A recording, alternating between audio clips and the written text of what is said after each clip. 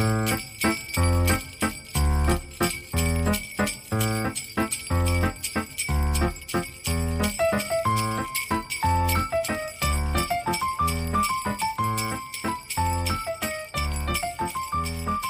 everyone, and welcome to our first Christmas episode of the season. This is episode number 48 of Pop Culturally Deprived, and today we're going to be talking about National Lampoon's Christmas Vacation on your Jelly of the Month Club podcast. I'm Mandi Kay. And I'm Matthew Vose. Happy holidays, Mandi. Happy Christmas, Matthew. Which is always so weird. I'm sure we have lots of listeners who don't necessarily celebrate Christmas, so happy whatever your season is. Happy a break from work, or generally happy watching people around. Yes. Happy watch people around the world get excited over a lorry. Actually, do you call it the Coca-Cola truck? I don't know what you're talking about. Is the Coca-Cola lorry not a thing over there? I don't think so. Oh, okay. Oh, we have this thing like a big, like lit up lorry of Coca-Cola, and like it goes through towns, and like the Coca-Cola advert going on TV is the start of the Christmas season for some. I assumed it was an Americanization because it feels it. The Coca-Cola commercials, the Christmas commercials, are a thing. Okay. That's definitely a thing. It was more of a thing when I was younger than it is now, but it's definitely a thing. But I don't know anything about a truck. Ah, okay. I don't think the truck is a thing. It's a lorry that drives through a village, and there's a kid who's very sad because he misses it as it goes through, but then like Santa throws a Coca-Cola bottle at him and then winks from the back of the truck. And then I think there is actually a lorry that goes around to different places. Cool. Okay. So Christmas, we're going to be covering 3 Christmas films. I feel like at the start of this, it's probably worth establishing our opinions, our feelings on Christmas. Whether we're a Grinch, a Scrooge, an angel, Santa Claus, whatever. Do you want to kick off, Mandi? What are your feelings on Christmas? It's the most wonderful time of the year. That's all I need to say. Christmas is the best. I love Christmas. It's my favorite. I put up my Christmas tree on November 7th. I decorated the outside of my house on November 15th. And I'm just really super excited about everything because Christmas is the best. It just makes me happy. Nice. That's good. Nobody else is really as excited about Christmas as I am. So, Matthew, what are your thoughts on Christmas? I love Christmas as well. I think Christmas is fantastic. I love Christmas songs. I love Christmas movies. I love putting up Christmas stuff in December. I love advent calendars and having fun, quirky Christmas things. So I've got like a Darth Vader Santa Claus bobblehead that goes out my desk every year. I've got a snowman robot thing that goes out my desk. I've got Gizmo from Gremlins in a Santa outfit that goes on the tree. I have Mario Christmas decorations. You name it. Okay. But I'm not allowed to think about Christmas until pretty much at least mid-November after my partner's birthday. Because that's in November, so we have to get past that first. Of course. And then we can get into the Christmas period. Okay. My birthday has always fallen traditionally either the week of or the week right after Thanksgiving. And so Thanksgiving, my birthday, and Christmas have always been kind of the same, but not. And so when I was a kid, we had a tradition of we would get our tree the day after Thanksgiving. And that weekend was when we did everything Christmas related. That's when the Christmas season started because we would usually do my birthday on Thanksgiving. And so then my birthday and Thanksgiving get out of the way, and then the rest of the time is Christmas, which was wonderful as a kid. I never questioned it, whatever. I loved it. The day after Thanksgiving was always the day I looked forward to. But then I became an adult, and I bought my own house, and I realized I'm a grown-ass woman, and I can do what I want. And I love Christmas. And so I want to enjoy my pretty Christmas decorations and the beautiful lights for longer than 3 weeks or a month. And so I have gradually moved it back earlier and earlier. And now it's like right after Halloween, I start listening to Christmas music and it's wonderful. Nice. Because I love Christmas. Yeah. We have, it's not a tradition. My mum had a particular cake that they always bought at Christmas when she was a girl. And then growing up, she would always buy it for her family. But it doesn't go into the shops until something like the 14th of December. So it's very much once Tunis cake is available, that's Christmas. That's like, okay, we're into the countdown now. Okay. It's it's a very, I mean, it's to everyone else, it's a very ordinary cake. But to me, it's like, oh, this is available. It's Christmas. It must be Christmas. Hooray. Okay, that's cool. I don't have any specific traditions like that in my family. I guess it was just the whole day after Christmas or day after Thanksgiving thing, but now it's just me, and it's kind of hard to have traditions for one person. So I do what I want when I want, and that's how I like it. Cake is a big part of Christmas for me. I like cake. Christmas movies. I assume loving Christmas, you also love Christmas movies? I do. But I have learned that this is a contentious thing among people. The definition of a Christmas movie varies from person to person. So let's just get that elephant out of the way. What are your favorite Christmas films? Is there a type of Christmas film that you go to? Oh, I think if I'm being honest, my favorite type of Christmas film are the Christmas films they show on the Hallmark Channel. Okay. Which I don't... Is that a thing over Made in for the TV, UK? very... I know what it is. Yeah, very sappy, very sentimental, usually features a romance of some sort. Not always. So yeah, those are generally my favorites.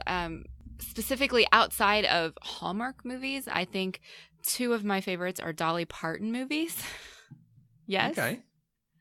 One is called Unlikely Angel, which is amazing. It's an amazing movie and it makes me cry. And yes, it stars Dolly Parton.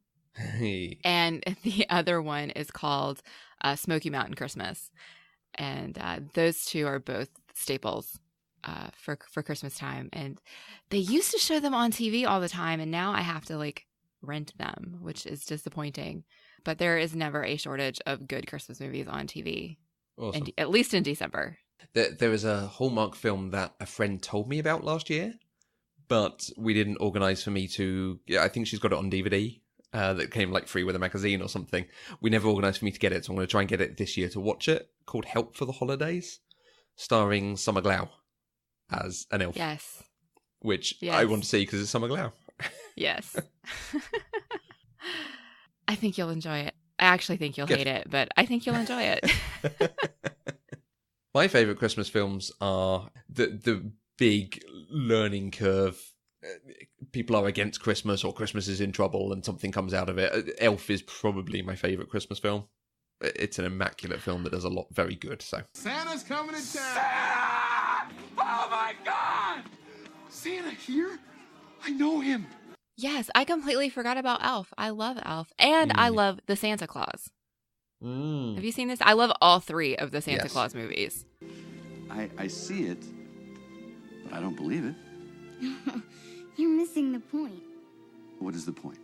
Seeing isn't believing. Believing is seeing. I watched Santa Claus 3 the other day. That was on TV. That's the one that has Martin Short in it as Jack Frost? Yes. Yeah. Yeah, that one's amazing. Yes. I love it. I should not be as big a fan of Tim Allen as I am, but I mean, he plays Santa Claus really well. He does some very good films. He does a very particular part every single time, but he does it very well. So I'll buy it. There's a Christmas film called Christmas with the Cranks that I particularly like. Very heartfelt film, which we are not watching this year, but I will get you to watch at some point. Maybe next year. Yeah, that is a very nice Christmas film. Okay. So you love Christmas, you've seen the Christmas films, you watch Christmas films obsessively every year, and as much as possible, you have them on TV. You've never seen the film called Christmas Vacation. No. How come you've never watched Christmas Vacation? Okay, so I have always kind of assumed, and sort of correctly, that Christmas Vacation falls into the category of stupid humor. And I was a humor snob for most of my life and actively chose not to watch things that I considered to be stupid humor. Mm-hmm. This all changed in 2006 when Talladega Nights came out, starring Will Ferrell. Okay. And at that point, I decided to embrace stupid humor, and now I appreciate it most of the time. Is stupid humor a kind of category of post-SNL? People who did skits on SNL, turning those skits into films or characters like those? Yes. So it's not exclusive to that, but yes, yeah. that's pretty much what it is. Anchorman, Ghostbusters, Blues Brothers, Animal House, this. Yeah. I will Okay. say, though, that A Night at the Roxbury should fall into that category, but I adored that movie when I was in high school. Okay. Don't ask me why. That is a very appropriate high school film. That's exactly what they were pitching at. Yeah. So one of my very first questions when I sat down to watch this movie was, what is a National Lampoon anyway? Because I had no idea. I've always heard this, National Lampoon's Christmas Vacation, National Lampoon's European Vacation, all this stuff. And I had no idea what it meant. And so when I was looking up the history and production information for this movie, I finally figured it out. Okay. So National Lampoon's Christmas Vacation is a 1989 Christmas comedy. It is the third in the National Lampoon film series, which was initially based on a short story written by John Hughes called Vacation 58 and published by National Lampoon magazine. I had no idea that was a magazine. The series portrays the misadventures of the Griswold family, and this film specifically is about a Griswold family Christmas based on another John Hughes short story called Christmas 59. Christmas Vacation stars Chevy Chase as the unfortunate Clark Griswold, Beverly D'Angelo as his wife Ellen, and Juliette Lewis and Johnny Galecki as the Griswold children Audrey and Rusty. The movie debuted at number 2 at the box office behind Back to the Future Part 2, but in its third week it hit number 1 and stayed there for 2 whole weeks. With a budget of $25 million, it grossed $71 million in the U.S. While the critical reception for the movie was mixed, it has become a modern Christmas classic. There have been 6 home video releases, and it is the only sequel in the Vacation series to have its own direct sequel. In 2003, National Lampoon's Christmas Vacation 2, Cousin Eddie's Island Adventure, premiered on NBC. And you can almost always find it on some cable channel during the month of December. So just to extend that a bit more, National Lampoon, the magazine, they made a couple of films, and one of the first ones was National Lampoon's Animal House. It was so cheap to make and so popular that it made a huge amount of money, like a significant thing. So they started putting National Lampoon at the beginning of other films, thinking it was the bankable thing, and people who were in those films then themselves became bankable. But rather than making their own films, they basically allow people to license the name National Lampoon for a one-off payment. Okay. So they weren't making films. It would be the equivalent of like someone making a superhero film, Hitch or something, and licensing Marvel to go at the beginning of it. Right. So there's a Ryan Reynolds film, Van Wilder Party Liaison, which is known as National Lampoon's Van Wilder. Right. They just gave them a ton of money. Oh, it's just to use the name. Okay. Yeah, just to put national. So they're not making the films themselves; they're just licensing it out. But this one has a more direct relationship, though, since the story was actually published in the magazine, right? Yeah, so that first one was published, and they made National Lampoon's Vacation, and then European Vacation, and then Christmas Vacation, and then there's one more, Las Vegas Vacation. Yes. And then there's a quasi remake sequel with like a grown-up Rusty, and then there's the sequel to this one. They're basically like, everyone loves the Griswolds, let's keep making them for diminishing returns. Well, if you guys haven't seen this movie, although I find that really hard to believe, Clark Griswold is determined to have the best Griswold family Christmas ever, despite problem after problem and conflict after conflict. So, Matthew, how did you watch this movie? I bought the DVD in a secondhand shop. I suspect at timing of recording, we have the problem that it's a little too early for all the Christmas films to be on. Sky Cinema have just started their Christmas channel. I think I've mentioned before how they have a channel they change every month or so. They have a Christmas channel, but this one doesn't seem to be on it, or on it yet. Okay. So, cool. How did you watch it? I had to rent it from Amazon. I feel like I need to start doing what you're doing and going to the secondhand shops around here and looking at the DVDs they have. The thrift stores. Is there a difference? Yes, they're the same. Okay, yeah. Although, yeah, like a lot of the previous ones I've bought from charity shops. It's like the Heart Foundation shop or the Oxfam shop. This was actually from an actual, you take your DVDs in and trade them in and get store credit and stuff. Oh, okay. Well then, yeah, I guess a thrift store is more closely equated with what you're calling a charity shop. Yeah. And a secondhand shop would be like a traded store where you, like, almost like a pawn shop, kind of. Mm-hmm. Yeah. So. Cool. Differences in culture, you guys. I love podcasting with you because I learn all these things that I just don't know. Right. What were your expectations for this? You've obviously told us a little bit, but... Honestly, I was really worried I wasn't going to like it. Just because I was even too. though I think everybody was worried I wasn't going to like it. Everyone was setting you up not to like it. Yeah. Everybody was definitely kind of pushing me in that direction. And I still have some of that stupid humor baggage from when I was a kid. Like there's still some muscle memory in there. And so it's instinctual for me to say, oh, that's stupid. I'm not going to like it. Even though the reality is, oh, that's stupid. Of course I'm going to like it, you know? Yeah. So there's a little bit of cognitive dissonance there. But other than that, I didn't really have expectations for it other than it was going to be about Christmas. Okay.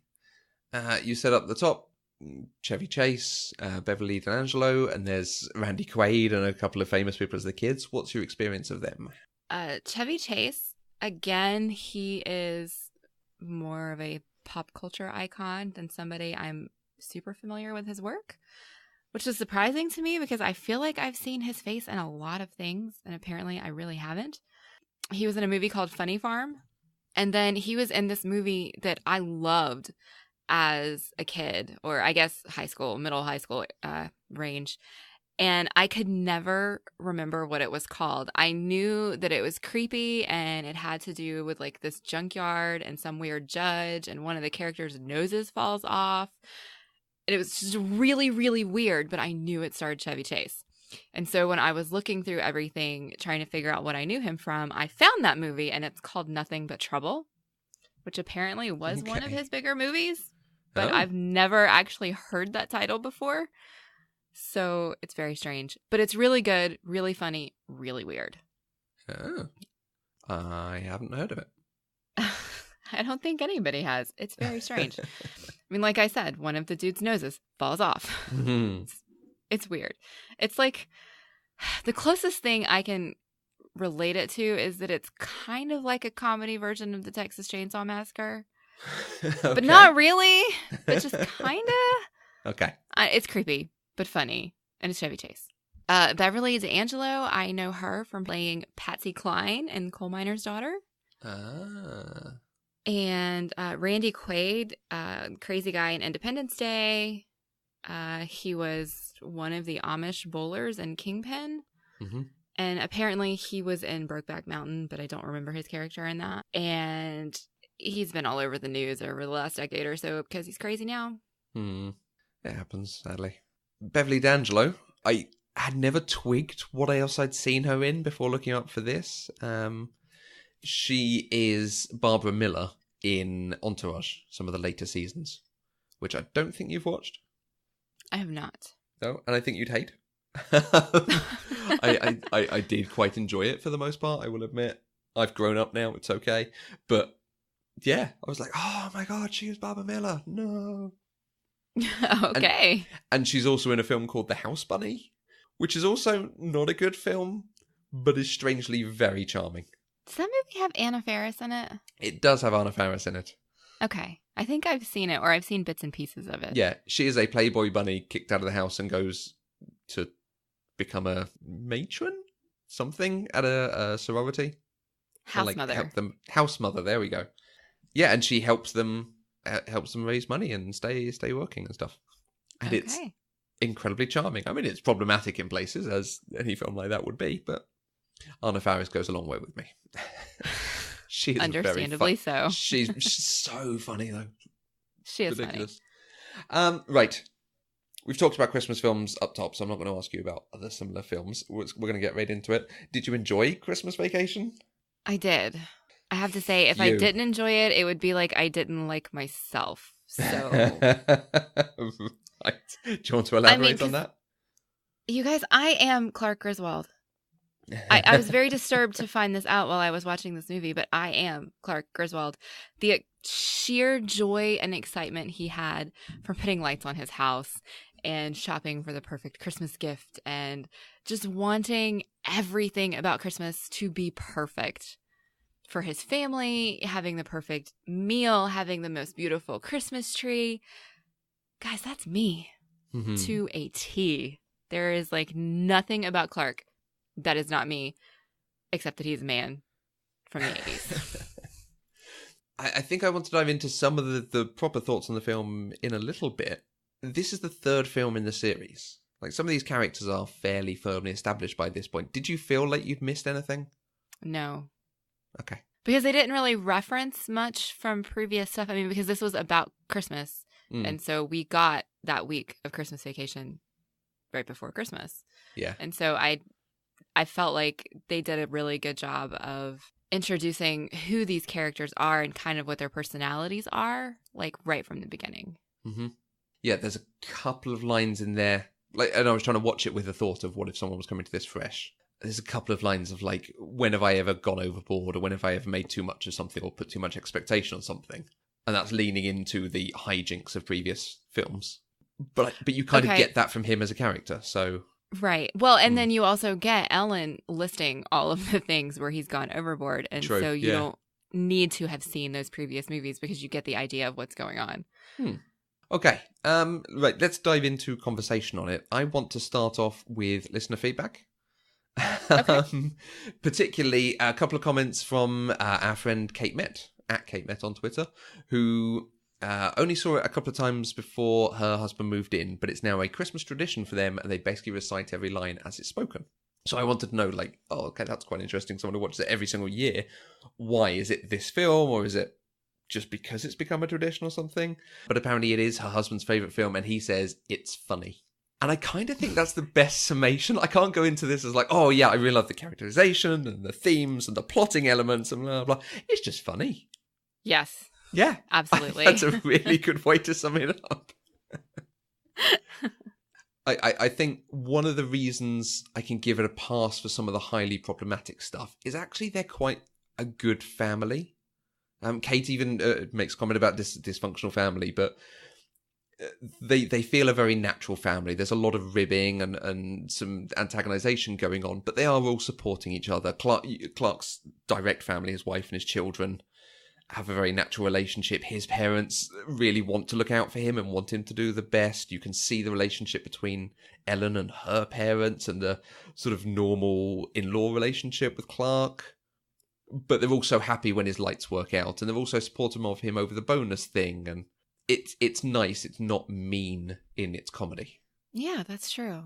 I didn't really think about it that way because, I mean, again, this is not like the kind of movie where you can have some serious narrative analysis because it's just funny. And so I wasn't really thinking about it in those kind of terms. But you're right. It was never like mean-spirited. All of the... I mean, even when you have things like, God, that turkey. I mean, they still ate it. You know, they weren't mean. So it was nice. They were nice. Lots of problems and issues, but none of it came from the relationships that they had with each other. Yeah. And a little bit like we've said with a couple of the other comedies we've done, some of this, the story is just something to hang off skits. So him getting the tree, getting locked in the loft, putting up the lights, it's all just a series of misadventures. There's no particular narrative thread to them. It's just the funny things that can happen to you over a Christmas season, and they happen to him as well. Yeah. But I do want to do some narrative analysis of it. Okay. Let's take this too seriously. There's a webcomic called XKCD, which is regularly poignant and funny. And they have an old webcomic, or he has an old webcomic about the most played Christmas songs based on the decade of release. And the majority of them are the 40s through the 50s. And I mentioned last week on Stand By Me about the baby boomers, and we're looking back with nostalgia on these things. There is a tagline on this webcomic: every year, American culture embarks on a massive project to carefully recreate the Christmases of baby boomers' childhoods. And that is the narrative of this film. Clark wants to recreate what for him were perfect Christmases, or what he looks back on so fondly. But now he clearly has a good job and is successful and earns a good wage, and hopefully gets a good bonus to do even more than that. So he wants everything to the nth degree. He wants the greatest naturally grown tree from the forest, the largest and fills the room. He wants more lights than can power the city, and every single member of the family to come for Christmas and to put them up, and everyone to be happy and enjoy themselves. And we get that great scene in the middle of him watching the cine film of his childhood Christmases, which I think is like 59. It's like absolutely dating him as a baby boomer. Right. And how they were all squashed into the house and just having fun with each other. And he seems to be, as a kid, a bit unaware of the stuff going on around him, so the same stuff was potentially going on. But he just wants that glossy thing. And everyone around him is telling him, like, Dad, we don't need all these lights. We don't need to do this. It's just going to be fine. But he wants to turn it up and have the greatest Christmas ever. Well, yeah. Why not? Obviously, I don't come from the baby boomer generation, but I feel the same way about Christmas that Clark does. It's a special, magical, wonderful time of year. It only happens once a year. So you want everything to be beautiful and perfect and different. And so if you can try to recreate some of that magic, especially if you feel like as a child you had perfect Christmases, then you're going to try to do that. So, I mean, I don't fault him for it at all because, I mean, like I said, I am Clark. Clark is me. This is what I do every year. I didn't have particularly wonderful Christmases as a kid. I have memories of watching perfect Christmases on TV, and I think those are the Christmases I try to recreate now in ways that make me happy. I mean, like I have been posting pictures of the things that are going up in my yard, and I bought a tinsel TARDIS and a tinsel R2-D2, and these are not things that would have been part of a perfect Christmas as a child. When I was a kid, it was all about elegance and sophistication and all of that sort of thing. And now, like, I can embrace myself and still put it into that Christmas framework and make it be wonderful. And I think that's what Clark is doing in this movie. Yeah, and I think, like I said, he wants everyone to be happy and enjoy themselves. And everyone is largely prepared to do that. I just love this. Let's turn it up to 11. And do every single thing we can. Look, I'm going to have the brightest house and the biggest tree. I will say that he had too many lights and that tree was ugly. Okay, Christmas question for you. Does smell matter about the tree? Oh, this is a tricky question for me. Yes and no. I'm not sure that's an acceptable answer. Well, it's because I, as an adult who tries to make life as easy as possible for myself, I no longer insist on having a live tree. Okay. Because I live by myself and I do not have a truck. And so getting a live tree to my house and then hauling it off is a giant pain in the rear. Right. So I now have a fake tree that I can put up and take down and put away all by myself. But until I became adult enough to understand that that was a thing that I should do to make my life easier, I always, always, always insisted on live trees because they smell wonderful and they look wonderful and they just bring an element of tradition, I guess, to Christmas. And so, yes, Christmas smells used to matter a lot to me. And I have considered actually buying those little scenty things that you can hang inside your fake tree to make them smell like a real tree. Like car air fresheners. Yes, but they're tree air fresheners. Go to the tree, yeah. But they don't smell right. And so I would rather not have a smell than to have a fake smell. Okay. I am very specific in my weirdness, okay? Yeah. Okay, let's do a little bit of detail work on this film. Okay. Yeah? The neighbours, the yuppie neighbours, Julie Louise-Dreyfus, is it? Yes. Jenny Louise-Dreyfus? Julia. Her from Veep and Seinfeld. Yes. That's a lady. I love the neighbours. I love how ridiculous they are. I mean, them falling over when the lights are coming on and off is just the most ridiculous. But something's destroyed the stereo and there's water on the floor. What's going on? And then the bit at the end of her wanting to go and punch them and her coming back and punching him. I like it. I like that it presents another look at Christmas. And their Christmas is not wrong. I mean, yuppies are an easy joke to make these days, and definitely they were at that time, but they're doing them. Oh, what are your thoughts on the yuppies? I agree with you. They're doing Christmas wrong. Get a goddamn tree, you goddamn yuppies. It's not that they're doing Christmas wrong. It's just that they're really terrible people. That's really what it is. Because the very first time we see them, they're making fun of Clark. And just being absolutely mean to him. And all he's trying to do is get his tree in the house. And they're just awful. They are not even nice to each other. No, they're all about the look of the thing.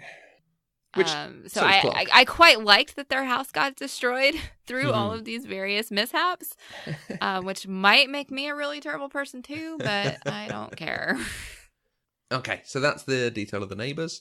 There is a big plot about the bonus and his work and the boss and so on, and his friend who is also Chandler Bing's boss, and it seems to almost be the same character. Yes.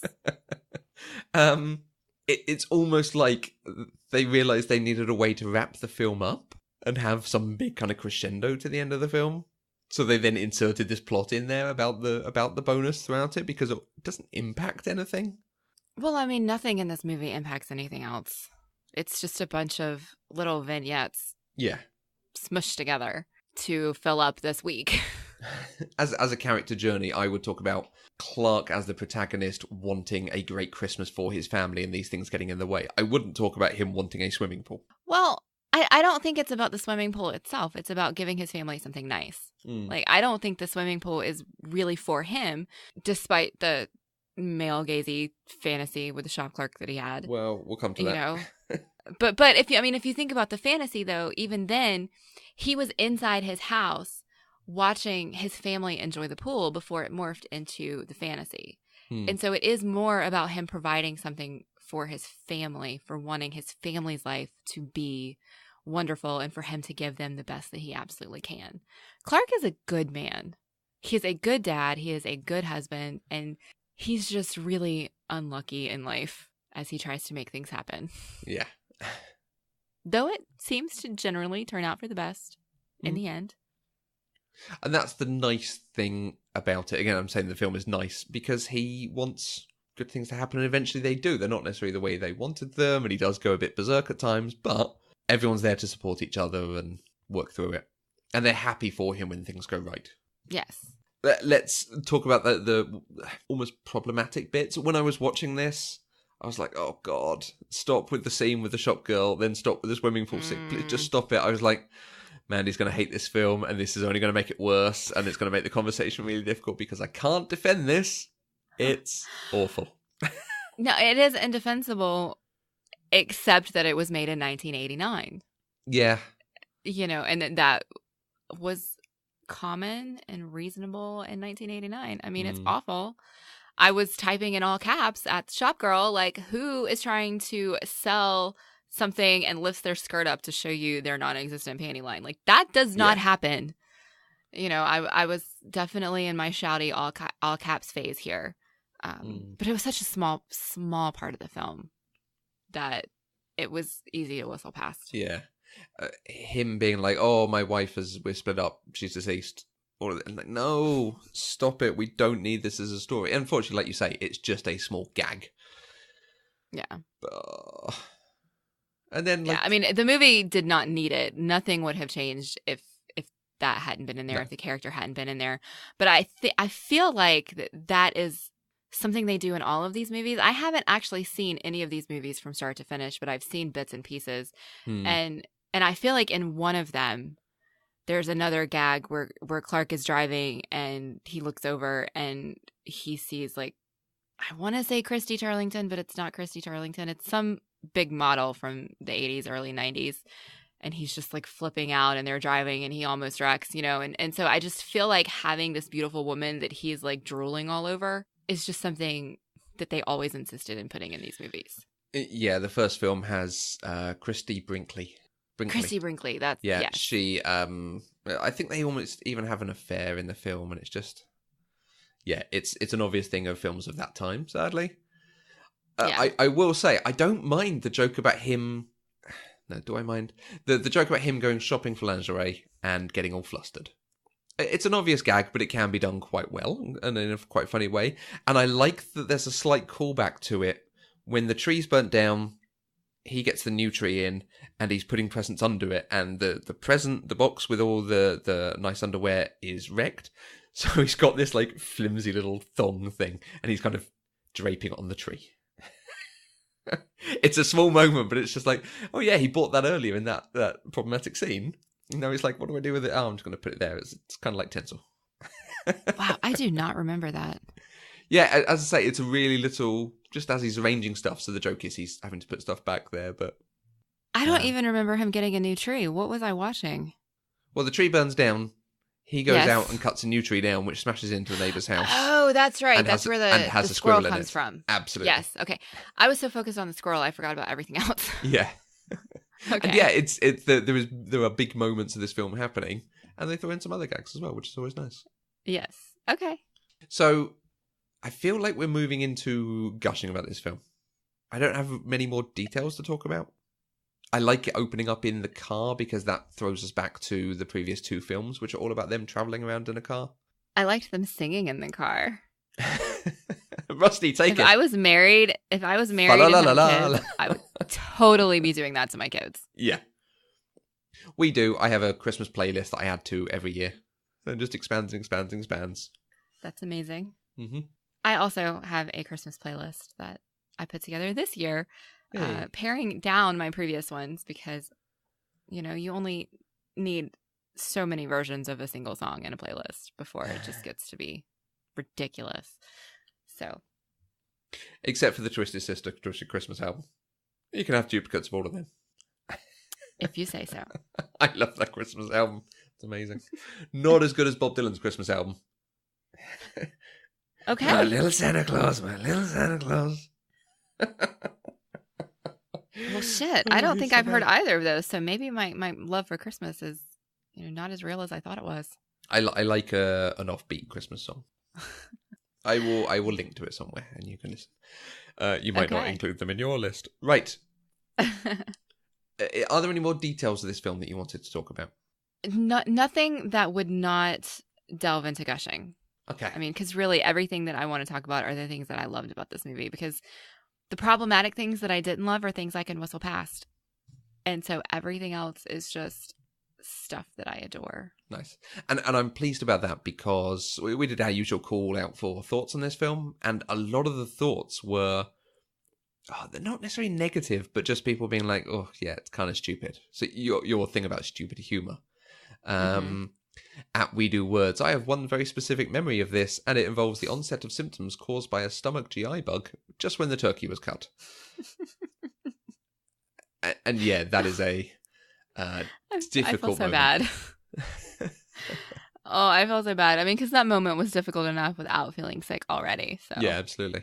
But it was really funny, and it made me love Ellen even more. So She continued, I maybe saw it one or two times after that. It's the Griswold family movie I'm most willing to watch, but that's not saying much. Yep. well, it's the only Griswold family movie I watched. So At Ebetharama, we watched it last year and realised it fell into the category of comedies from the 80s that aren't exactly appropriate for kids by today's standards. I think this is not hugely inappropriate, but there are the tirade and some daft comedy moments. okay. I mean, because I was going to say I want to unpack that for a minute because Cool. I don't think I would have a problem showing this to a child. I mean, as long as there were like honest conversations about why that male gaze stuff isn't appropriate and things like that, most of it is fine. It's not inappropriate, I don't think. See, I'm not sure. What am I missing? The police breaking down and smashing the houses and him smashing houses and not caring. It's almost you have to explain bits of it as you go through. Like, why are the police there? Why are they smashing this down? And I can't see a kid being hugely enthused by a story about him not getting his bonus and his boss getting Right. kidnapped. Well, I mean, I'm not saying I think kids would enjoy it, Mm. but I don't know that it's inappropriate comedy. Yeah. Of all But of this, I am also a child of this time, so Yeah, I may maybe. be just equating what was okay for me as a kid to what might be okay today. So, but I don't have kids, so I might feel differently if I did have kids. Mm. At Gypsy Book Nerd, I don't really like the National Lampoon movies and haven't watched Christmas Vacation during the holidays ever, as far as I remember. All I will say is that if you love Christmas, you should watch this movie. Let's finish off on At Generosity. Loved it as a kid, but it's one I don't think I'd enjoy as an adult anymore. The jokes are just too obvious and over the top for me. No particular Christmas memories for this movie either. Am I the only person who loves this movie? Like, this is like so backwards from how this usually is. Mm. It's one I am happy to watch at Christmas. I was expecting to have to defend the film a lot more. There are moments in this that I genuinely smile and laugh at, which we're about to get to. But there's not enough in it for me to go, I am going to watch this every year very happily. We've got another one of those films coming up that I love watching every year. We've got films like Elf that I just adore and happy to have on. This I'll put on if it's there. That's fair. I mean, I don't know that I would go actively seek this movie to say, oh, I have to watch this movie every year, because there are so many others that are better. But I think I feel a kinship to this movie. Clark is like a kindred spirit to me. And I don't see that super often. I mean, Buddy the Elf is also a kindred spirit to me. So, I mean, there's that. But other than that, Christmas movies are largely, I don't know, different. I don't know how to say what I'm trying to say. But they tend to just not be quite in this level of family comedy, maybe is what I'm looking for. And I just really appreciated it. Nice. Would you say Clark's love of Christmas is your favourite thing about it? And how much you empathise with Clark? Oh, that's a tie. Can I have a tie for the things that I love the most about this movie? Yeah, tell me your favourite things. Clark's love of Christmas and his wife. Ellen is a freaking national treasure, and I love her. I love her so much. So my takeaway from this movie is that I am Clark and I want to be Ellen. Okay. And so I can't decide which one is better, because they're both awesome. Clark's joy and just absolute love of Christmas just warms my heart and makes me happy, and it's wonderful. But Ellen is sassy and sarcastic, but still supportive, and it's just wonderful. I mean, so in that turkey scene when you're watching them, I don't know why they decided to eat that turkey. I don't know why that was a thing that happened. That should not have happened. But she's sitting there bringing the fork up to her mouth and just smiling all sweetly, and then all of a sudden she flicks the fork so that the meat goes away, and then she like pretends that it's wonderful still. Things like that. My favorite scene of Ellen's was when Ellen and Clark were talking about Eddie and how he's been out of work for like 7 years and they can't afford Christmas for their kids. And she says, Catherine says he's been holding out for a management position.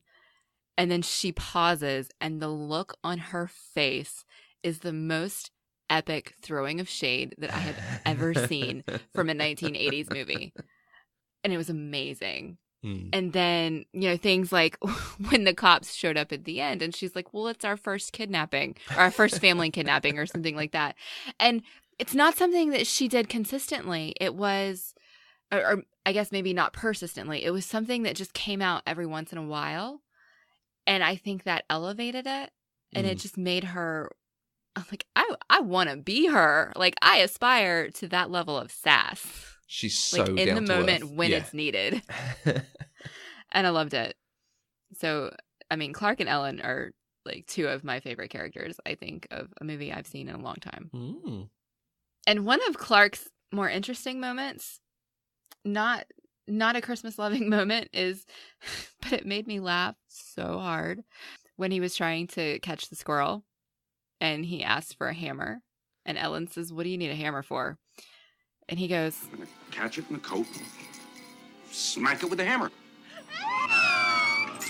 And I just about fell out laughing because it was funny. I mean, it was horrifying, but it was funny. Like there was just a lot of funniness in this movie. Yeah. It does the right thing with something that is just wanting to be funny. Like exactly like Kate said, it is just funny. Because it just throws gags at it. You were saying about her thing of, sorry, it's our first kidnapping. Just after that, the police burst in. Or it might even be that moment. The police burst in and they tell them all to freeze. And she freezes like bent over, one arm around Clark, the other arm on Chevy Chase's crotch. Her hand just on his crotch. And then when the boss's wife walks in, she like holds her hand out like, pleased to meet you, welcome to our home. Shakes her hand and then it goes back on his crotch. It's so ridiculous.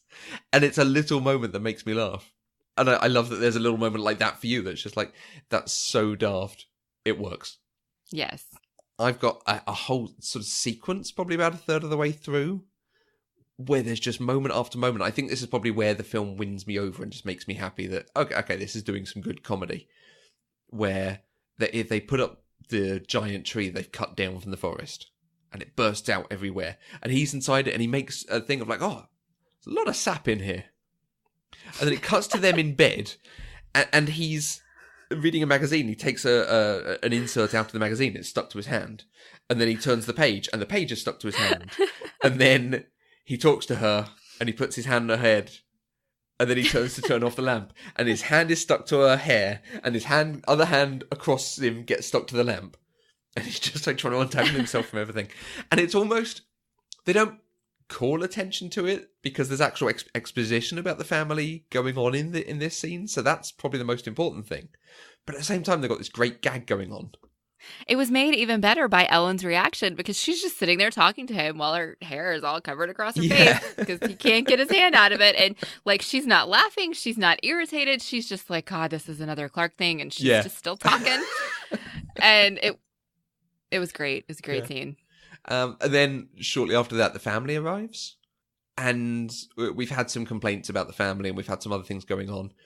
But the doorbell goes, and the doorbell goes a couple of times, and you just get a reaction shot from every member of the family just being like, oh God, they're here.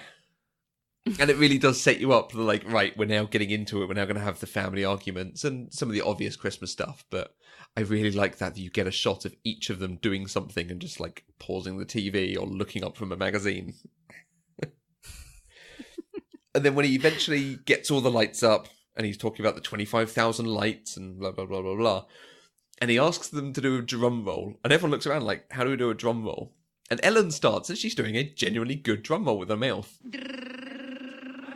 And then the family joins in. You've got some of them going blip, blip, blip, blip, blip, blip, blip, blip, blip, blip.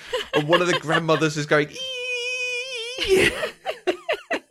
And you have them all doing different drum rolls.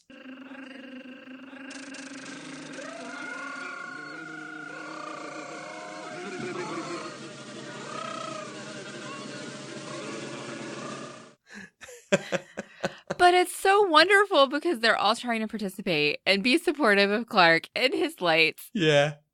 And it's amazing. It's lovely. It reminds me, I don't think you've seen it, but the chicken moment from Arrested Development. I've not seen it. Okay. At some point we will watch that and you will know what I mean, because there's another moment exactly like that. And of course then there's lots of other goings on, but it culminates in eventually them working out what's going on with the lights, and she figures out that it's the switch, and she throws it at the moment he plugs it all in.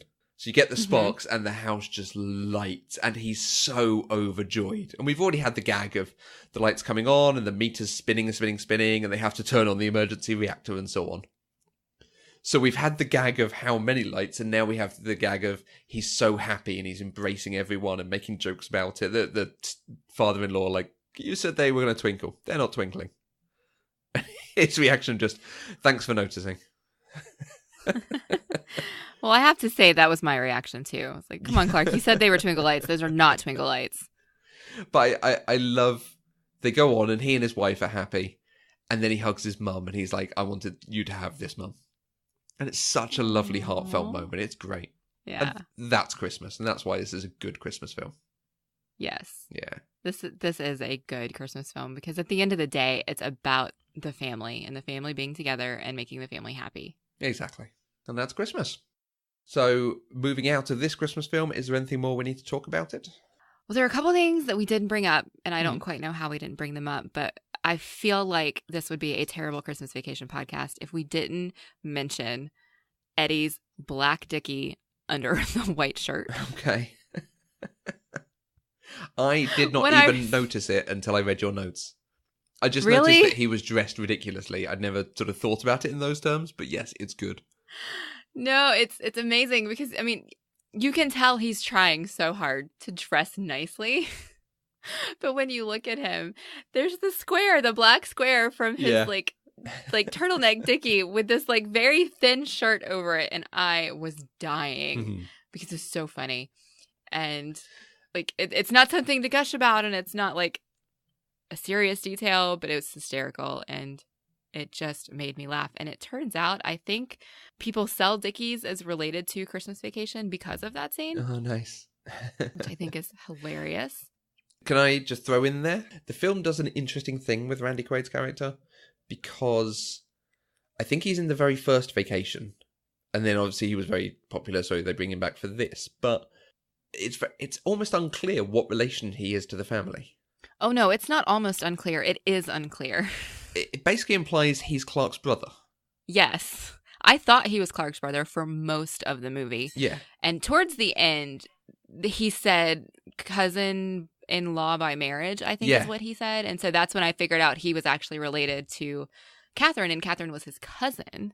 But it took most of the movie to get there. Well, Catherine's his wife, and she is Ellen's cousin. Ellen's cousin, not Clark's cousin. Yeah. Okay. So he's completely tangentially related to them. Right. But the way the film is set up, it's like they're brothers. So it does really. Clearly they like knew brothers. he'd be popular.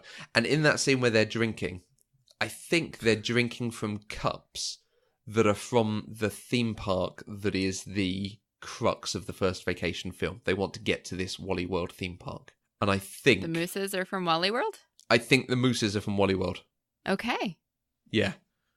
It was only noticed on the second time. I'm like, I think that's just a really subtle little thing about the first film.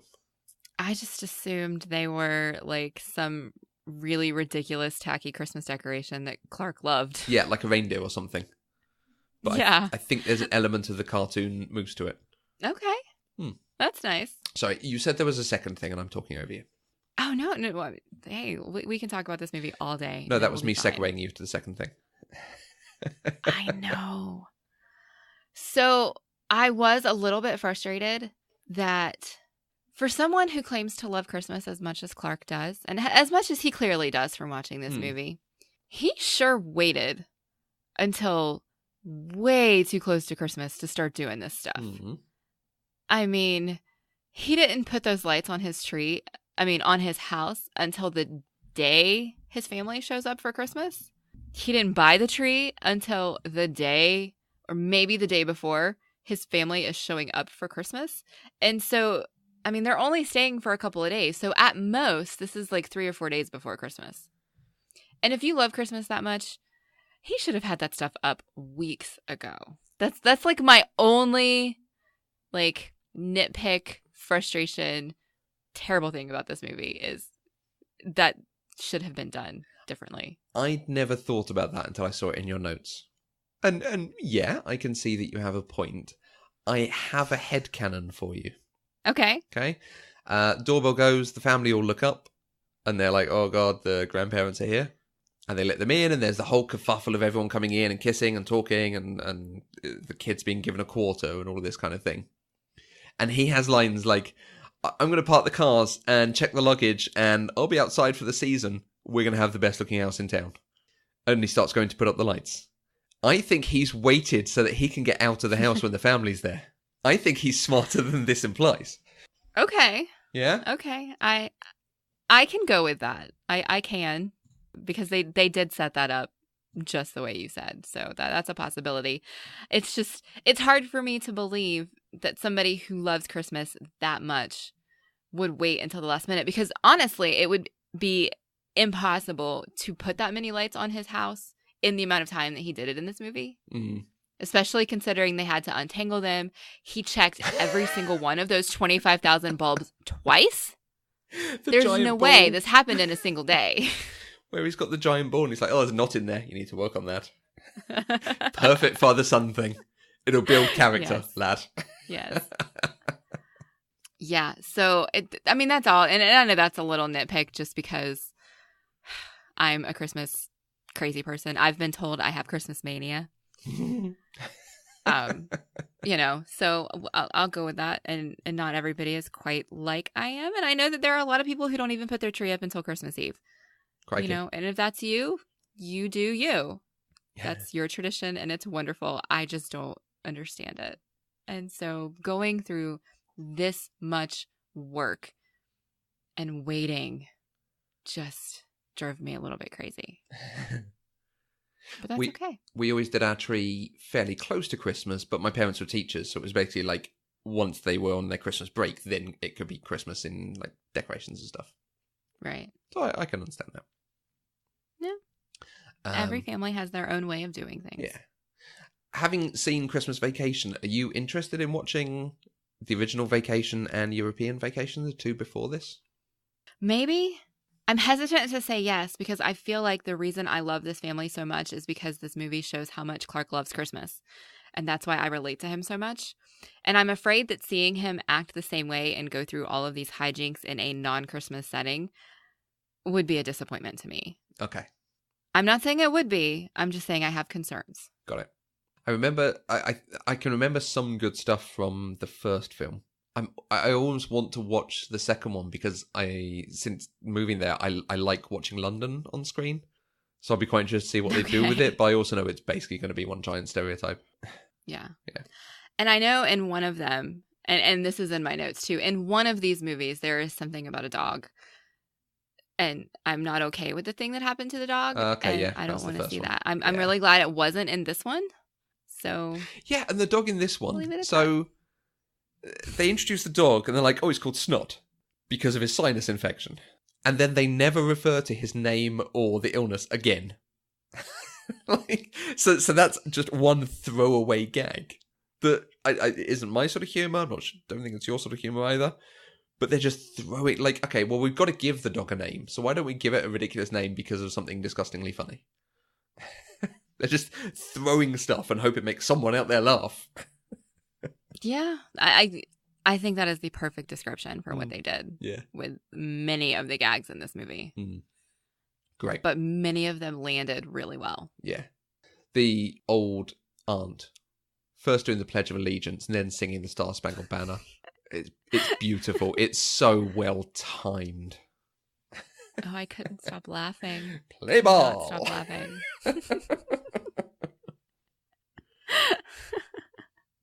Yeah. Great. Oh, this movie, it's just good. It's funny. It's funny. I think that's like the name of this episode. It's funny. Yeah. I mean, what else are you going to say? It has enough stuff in there. It even has Mele Kalikimaka, and that is not a Christmas song I hear very often, and I love that song very much. Mele Kalikimaka is a thing to say on a bright and white Christmas day. Oh, I love that song. Yeah. It's in my playlist. Yeah. We want to say thank you to everybody who sent us feedback on this movie so that we could include it in the episode. And if you'd like to have your thoughts and feedback featured in our episode, you can use the hashtag PCDeprived on Twitter. I know a lot of you do like to interact with us on Twitter, and if you forget to use the hashtag, sometimes it can get lost. So please remember hashtag PCDeprived. You can find us on Twitter, Facebook, and Instagram at Eloquent Gushing. You can email us at podcast@eloquentgushing.com, or you can leave us a voice message at speakpipe.com/eloquentgushing. You can also find each of us on Twitter. I'm at Mandi K. And I'm at Matthew Vose. We have a Patreon that all our lovely patrons support us and support the other shows that we put together. It's 100% funded by our listeners. So to find out more, visit patreon.com/eloquentgushing. And don't forget to recommend us to friends and subscribe on Apple Podcasts, Google Play, Stitcher Radio, wherever you find your podcasts. Visit eloquentgushing.com, our homepage, to view our other shows and subscribe to our weekly newsletter. And we'll be back next week with another episode of Pop Culturally Deprived, where we'll talk about the winner of our poll, The Muppet Christmas Carol. Until next time, I'm Mandi K. And I want to tell him what a cheap, lying, no good, rotten, four-flushing, low-life, snake-licking, dirt-eating, inbred, overstuffed, ignorant, blood-sucking, dog-kissing, brainless, dickless, hopeless, heartless, fat-ass, bug-eyed, stiff-legged, spotty-lipped, worm-headed sack of monkey shit he is. I'm so glad you did that. In one breath. Thank you. Yes. I'm so glad you did that. Pop Culturally Deprived is an Eloquent Gushing production. For more information, please visit eloquentgushing.com.